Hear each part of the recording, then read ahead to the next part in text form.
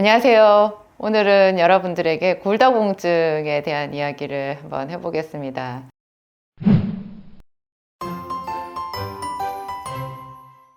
골다공증 처방약 먹고 계신 분들 많이 있으시죠? 요즘에는 깜짝 놀라게 젊은 사람들한테 골감소증, 골다공증 언저리에 있는 그런 사람들이 꽤 많이 있어요. 젊은 사람들에게 웬 골다공증, 골감소증? 골감소증은 골다공증으로 가기 바로 전 단계를 말을 하는데요.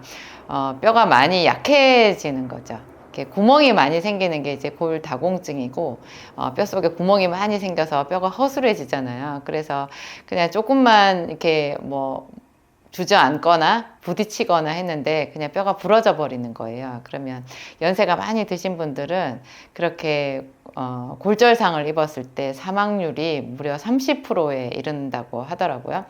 그래서 너무 굉장히 무섭죠. 근데 이게 뼈가 어떤 사람이 골다공증이 잘 생기느냐, 이것도 상당히 유전적인 게 많이 있는 것 같아요. 뭐 타고난 걸 어쩌겠어요. 저는 이가 좀 부실한 편인데 이 튼튼한 분들을 뭐 부럽기만 하면 뭐 하겠어요. 나름대로 약한 대로 또 우리가 관리를 잘 하면 되는 거고, 그래서 골다공증을 어떻게 예방하고 치료할지 그 부분에 대해서도 참 지식이 중요한 것 같아요. 제가 이 치아를 관리하는 좋은 그런 지식을 제가 젊어서부터 알았더라면 그렇게 고생하지 않았을 텐데, 그런 생각이 잘 들거든요. 요즘에 이제 이 골다공증도 지식인데요. 젊은 사람들에게 생기는 골다공증, 골감소증부터 먼저 말씀을 드릴게요. 이것이 왜냐하면 나이 든 사람들도 왜 골다공증이 생기는지 이해의 단초가 되거든요. 젊은 사람들에게 생기는, 특히 이제 심하게는 30대 여성에게도 이런 병이 있다고 하는데요. 아주 쉽게 얘기해서 영양실조예요.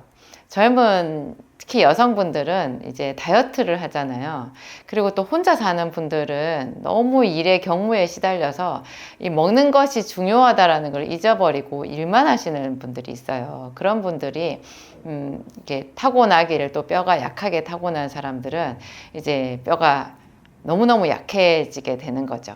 그러니까 연세 많이 드신 분들의 골다공증도요, 두 가지로 우리가 이해를 해볼 수 있어요. 하나는 노화, 하나는 영양실조인 거죠. 보통 이제 노화만 생각할 수 있는데요, 노화 못지않게 중요한 것이 영양실조거든요. 그래서 잘 주변에 골다공증이 있는 분들을 여러분 잘 한번 여러분 눈으로 이렇게 쭉 살펴보세요. 이렇게 체격이 크신 분은 없어요. 보통 골다공증이요, 대부분 마른 사람들한테 있어요. 마른 사람들. 그러니까 좀 호리호리한 그런 연세 드신 분들이 골다공증이 많거든요. 그런 분들은 대부분 위장이 약해서 잘 먹지를 못해요. 그러니까 영양실조인 거죠. 왜 칼슘제를 아무리 먹어도 골다공증의 치료가 안 되느냐? 왜 병원에서 쓰는 그 골다공증 치료제 있잖아요. 그거를 뭐 1년씩, 2년씩 먹어도 너무너무 효과가 미비하거든요. 효과가 있다라는 분들도 있는데 너무 그 효과라는 것이 있잖아요. 효과라고 말을 해도 되나 할 정도로 미미해요. 제가 약국에서 그 처방전 가져오시는 분들한테 이제 골다공증 약을 줘보면 그렇더라고요. 1년 먹었네, 2년 먹었네, 3년 먹었네 하는데 기약도 없는 거예요. 그 이유가 여기 두 가지에서 딱 꼽히는 거죠. 우선은 노화. 노화를 누가 막겠어요. 여러분이 피부에 그 탄력이 없어지는 거랑 제가 골다공증이 거의 같다라고 말씀을 자주 드리거든요. 피부 탄력이 뭐 연예인들 우리가 생각해 보면 알 수 있잖아요. 연예인들 얼마나 이 관리를 하겠어요. 그런데도 나이를 이길 장사는 없거든요. 그것처럼 이 피부에 이렇게 주름이 생기고 탄력이 없어지고 처지는 것처럼 뼈에 탄력이 없어지는 것을 골다공증, 골감소증이라고 보면 되는 거예요. 또 하나가 영양실조라고 제가 말씀드렸죠. 그러니까 그냥 칼슘만 부족한 게 아니고요. 비타민 D만 부족한 게 아니고 총체적으로 영양이 부족한 거예요. 영양실조인 거예요. 그러니까 연세 많이 드신 분들 중에서 체구가 큰 분들보다 배가 나온 이런 분들보다 배도 하나도 없고 몸도 가늘고 이런 사람들이 뼈도 약한 거죠. 그러니까 젊은 사람들이 젊은 아가씨들이 빈혈이 올 때요, 철분제만 먹어가지고 이 빈혈 치료가 사실 어렵거든요.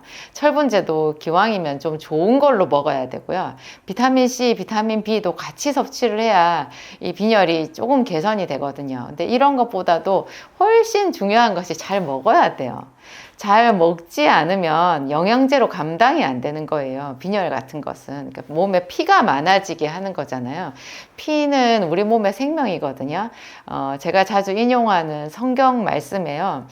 피에 생명이 있다라는 것이 있어요. 그러니까 죽고 사는 것이 피에 있다. 우리 뭐 잘 알고 있죠. 피를 많이 흘리면 그냥 사람이 죽잖아요. 출혈 과다로 죽는데 그 정도가 아니고 건강한 것도 피에 있는 거예요. 그러니까 생명력이라는 말을 쓰죠. 우리가 뭐 이렇게 가느다란 생명, 연명하는 생명 이런 게 있는가 하면 왕성한 생명력이 있잖아요. 생명력이 왕성하면 피가 넉넉해야 되고요. 그 피의 상태가 좋아야 되는 거예요. 이런 것을 우리가 유추해서 알 수 있죠. 그러니까 피를 좋게 하는 게 어떻게 철분만으로 되겠어요. 그래서 철분만 먹어서 빈혈 치료가 참 어려운 것이 철분을 보통 먹을 때 제일 기본이 3개월이고요. 통상 6개월 이상 먹으라고 얘기를 하는데 그것도 철분제 끊으면 바로 또 몸이 부실해지거든요. 결국은 그 사람은 먹는 음식 자체가 부실한 거예요. 그래서 잘 먹을 때 이 빈혈 치료제도 보조적으로 역할을 해주는 거고요.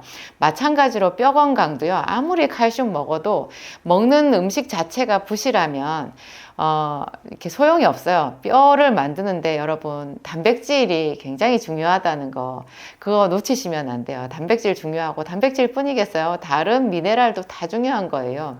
왜 칼슘만 중요하겠어요? 칼슘 외에 마그네슘 뭐 그 위에 여러 가지 뭐 망간, 구리 뭐 이런 여러 가지 미량 미네랄들도요 다 중요하고요. 그냥 비타민 B, C 이런 것도 다 중요한 거예요. 비타민 C가 뼈 건강에 왜 중요하냐? 비타민 C가 콜라겐 합성의 중요 원료거든요. 그래서 저는 이 피부 탄력을 위해서 콜라겐 권하는 사람들 저는 크게 동조하지 않고 제 영상에는 콜라겐 권하는 내용이 그래서 없는 거예요. 비타민 C를 많이 먹으면 피부에 탄력을 주는데요. 이게 피부에 국한이 되는 것이 아니라 뼈에도 탄력이 생기는 거예요. 그래서 여러 가지 영양소가 고루 다 필요하다는 거.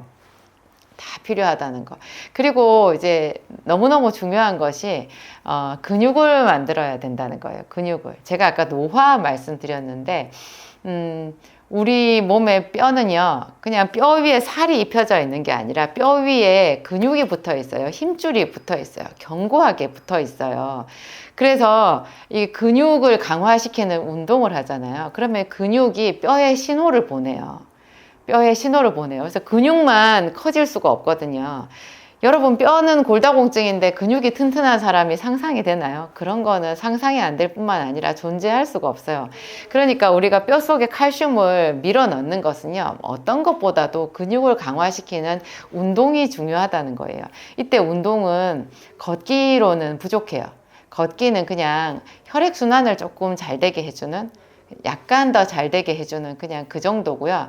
그래서 혈당 떨어뜨릴 때 뭐 걷기 운동 추천하는데 저는 그것도 사실은 걷다가 뛰다가 하는 것이 한 10배는 더 낫다. 그런 말씀을 제 영상에서 드린 적이 있고요.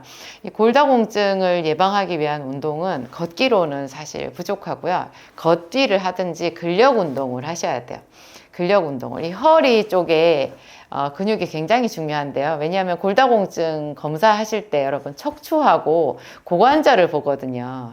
척추하고 고관절만 튼튼하면 골다공증 사실 걱정 안 해도 되는 거예요. 그러니까 척추는 이 허리 부근이잖아요. 그래서 이 허리 부근을 강화시켜주는 운동이 굉장히 중요하고요. 그 다음에 이 다리 운동이 중요한 거죠. 그래서 제 생각에 이 두 가지를 한꺼번에 할 수 있는 운동이 걷다가 뛰다가 하는 거예요. 지금 이미 골다공증이 너무 심하시다면 뭐 뛰기는 힘들겠죠. 그렇다고 해도 걷는 거 꼭 해보시고요. 제가 이 다음번 영상에 뛰기를 안 해도 최소한 골다공증으로 인한 골절은 막을 수 있는 아주 간단한 운동이 있거든요. 그 운동도 제가 다음 영상에서 한번 소개를 해드릴게요. 그리고 또 한 가지 제가 중요하게 말씀드리는 것, 골다공증을 유발하는 그런 약이 있어요. 약이 있고 음식이 있거든요. 이 약과 음식을 또 꼭 짚고 넘어가야 되겠죠. 이 약 중에 대표적인 것이요. 제산제 있어요. 제산제. 여러분 속 쓰릴 때 먹는 겔포스 같은 제산제 있잖아요. 그리고 또 너무 역류성 식도염이나 만성 위축성 위염 이런 게 심해가지고 병원에서 처방받아서 약 먹는 분들 뭐 1년 내내 그 약 달고 사시는 분들이 있는데요. 이런 분들이 대부분 위장이 안 좋으니까 몸이 좀 가늘잖아요. 이런 사람들 계속해서 그 위장약 끊지 않고 먹으면 칼슘, 마그네슘 이런 미네랄이 거의 흡수가 안 돼요. 그리고 다른 단백질 이런 것도 흡수가 잘 안 돼요. 그러니까 영양이 부실해져서 골다공증 오기 아주 쉬운 조건이 되거든요. 제산제, 위장약. 그 다음에 제가 중요하게 꼽는 것이 콜레스테롤 약이에요. 고지혈증 약. 고지혈증 약은 중요한 부작용이 근감소, 그러니까 근육을 녹이는 근융해증이라는 게 있거든요.